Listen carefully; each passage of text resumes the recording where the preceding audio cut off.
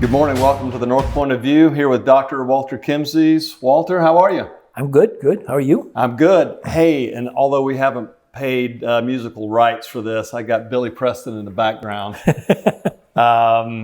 Tina Turner passed away yesterday. Just going to say, and this is random, I had a few people that said they didn't believe me, but the first time I saw the Rolling Stones, Tina Turner was backup singer to Mick Jagger. Oh my gosh, I forgot about that. And Billy Preston, will it go around in circles right now, was the keyboard player. Oh, And I'm telling you, in terms of concerts, it was one of the first concerts I ever went to, and absolutely one of the best. 4 hours of Mick Jagger and Tina Turner and the rest of the crew. Wow. Memphis, Tennessee, July the 4th. Anyway. What a great memory. Circular economy. What a transition, right? Yeah. Let's talk about that for a minute, because we talked earlier. That's a tipping point. We get this whole renewable thing right. You talk about the impact to our economy. Time to take your meds. No, it's Rick. It's our friend Rick Abelson. I was going to say blood pressure meds. I'm doing a podcast with Mark. I got to keep my blood pressure down or get it up for some reason. Yeah, and I forgot to take my pill yesterday. Mark put me to sleep over here. Circular economy. What are the impacts? Well, I'm going to take one step back. Okay. When I first heard of the circular economy, and this is, I can't remember what day it was, but it's 20 years ago. And they talked about how, we need to focus more on recycling things. And, it was... Which was a fad, right? Yeah, it was a fad. And in fact, what's really silly is in most cities, all of the garbage goes into a municipal recycling facility. And what they do is they circulate it. They have these big round things, and as they run the garbage around and around, it separates out by weight. And one of the ways that we get plastic for recycling is exactly this process. Yeah. And so what I noticed, in New Jersey, they gave us a blue, garbage can, and we had a green garbage can. And what I noticed is, one side of the street was their blue day, and ours was the green day. And the same truck went up the street, picked up all the greens, turned around, and then into the same mix of garbage, all of the blues. And I thought, why am I sorting my garbage? Still the same, man. So I called up and I asked them, and they said, no, we have the centrifuge. That's the word I was looking for. We have a centrifuge. And we just put it in there, and the centrifuge separates it all out. I go, then why am I told to recycle and this can and that can? And they go, yeah, it's a political thing, I guess. He goes, but that's not how it works here. And that makes so much sense. But anyway, so that's when I really started to notice. Well, it does make people feel good that they're doing something, right? Yeah. The fact that nobody looks at things going into the same trash truck at the same time. Exactly. It's like, you gotta be kidding me. So I stopped sorting. Although what I do here in town is at the supermarkets, they'll take the plastic bags back. And if you bring it back, the recycling of those bags, you can almost do 100%. Yeah. But once you've mixed it with garbage, other garbage, you don't get 100% of that plastic back. Yeah. And I don't know about you, but sometimes I let other people bag my stuff for me. If I bought 20 items, I've got 20 plastic bags. Oh, yeah. I mean, Push them out the door. Yeah, I'm not an extremist, but come on. So you've got to recycle that stuff. But you gave me a stat this morning that was something along the lines, you were talking about Rivian and their ability to sort of really sort of, maximize, and the thought being, really tying into renewable. Oh, yeah, well, that's right. So, and that moves the needle. Well, yeah, see, what's changed from 20 years or so ago is we are trying harder to recycle stuff, but products are being designed with the recycling phase after the life cycle is over, that there would be some, you would be able to recycle almost 100% of it. And I learned that at Rivian.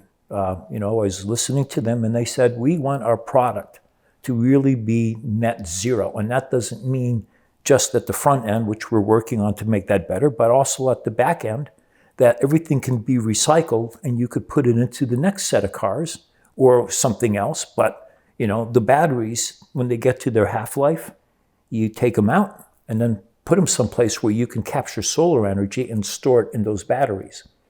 And so essentially they're trying to maximize the life cycle of every component and then the 100%, if they can, of everything being recycled. But you have to do that when you design the product. And so that's what's changing slowly in the economy. And companies that are learning to do this, like tire companies, I want to mention the company because for some reasons, but basically they shred up the tires. And the shredding of the tires is used in far more materials than just, high school, football fields. And so now they're thinking about the tires. Could we not manufacture them in a way that we could recycle them to a broader set of uses? Right. And so those that's pieces, what's changed. that moves the needle. It does. They're making a lot of money from this. Yeah.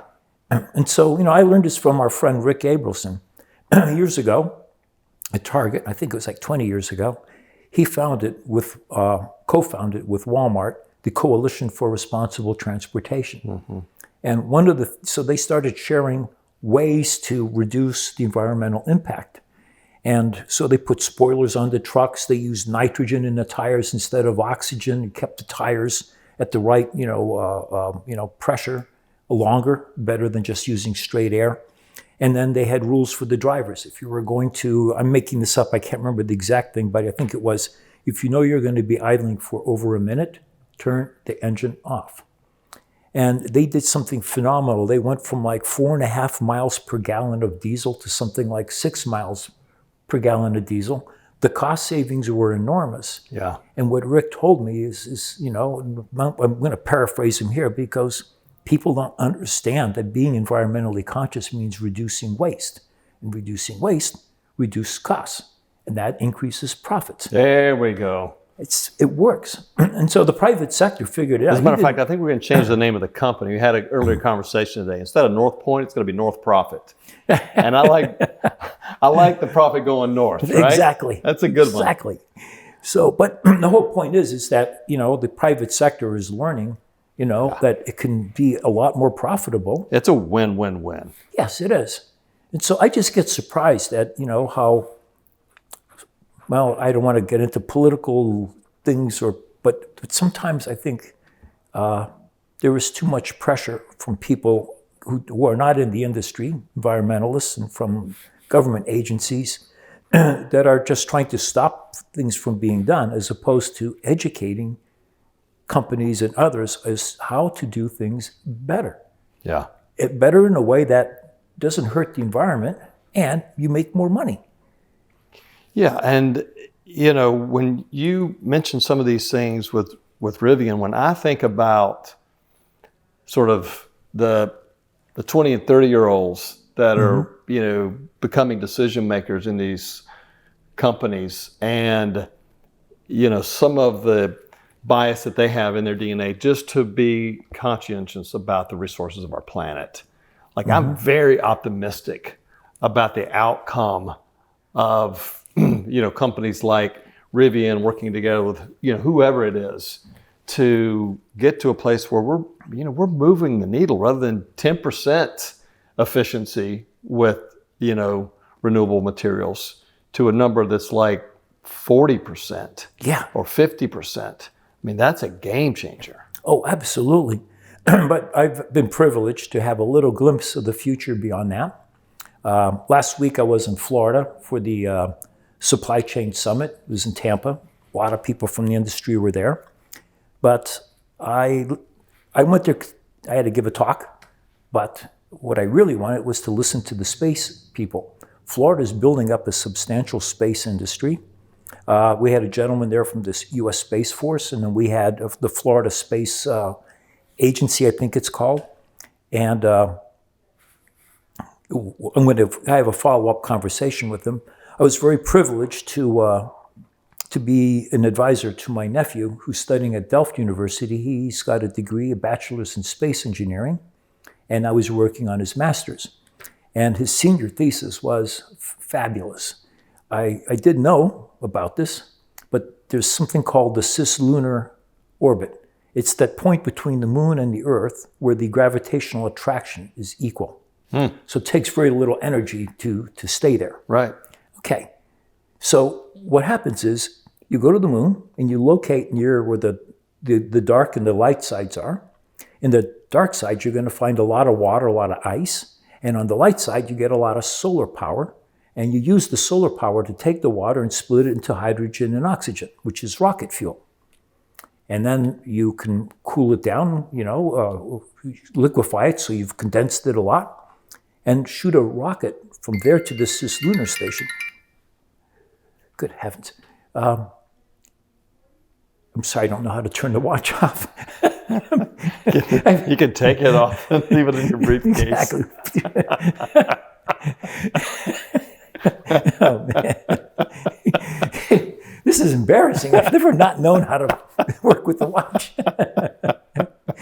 So anyways, it's very little energy to take that payload off the moon and send it to the cislunar station. Wow, yeah. And the rocket coming from Earth just needs just enough fuel to make it to the cislunar station.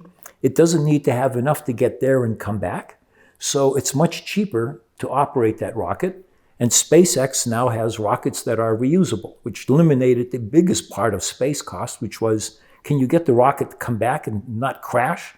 And so we're there. And then there was a lady from Blue Horizon, and she talked about, how we would, be exploring outer space for resources so we didn't have to mine the planet anymore and strip the Earth of its cover and kill tons of trees and all kinds of... We need a lithium moon out there, right? Exactly. No, but that's the whole point. Yeah. So a rocket could leave Earth, hit there, get refueled, and completely fueled up. Then it goes chase an asteroid or a comet or something, get real close, and then, drop the automated equipment on it. They do the mining, put the stuff on the rocket goes to the cislunar station, refuel so that it can make it safely down to Earth. And you have all of this raw material that came from outer space, and we didn't wreck the planet in getting this stuff.